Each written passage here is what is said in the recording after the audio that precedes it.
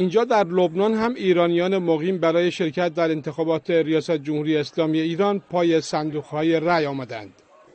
خوبه، از ساعت 8 صبح مردم دارن میان، ایرانیایی که مقیم اینجا هستن دارن میان و دارن رأی میدن. خیلی خوب بوده، اقبال واقعا زیادی بوده، خیلی خوب بوده. حال هوای ایران اینجا با حضور خانواده‌ها، زوجهای جوان، جوانان رأی اولی و کودکان کاملا مشهود بود. همه منتظر این روز بودیم. این یک روز ملی انتخابات خیلی خوب بود، خدا رو شکر، الحمدلله، و ما این تکلیفمون رو ادا کردیم به شکر خدا.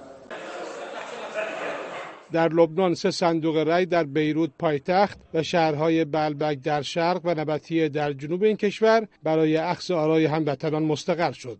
با وجود شرایط جنگی در برخی از مناطق جنوب لبنان، روند اخذ آرا از ایرانیان مقیم شهرهای نبطیه، سیدا و سور بدون مشکل انجام شد. سید محمد حسن حسینی، خبرگزاری صدا و سیما، بیروت.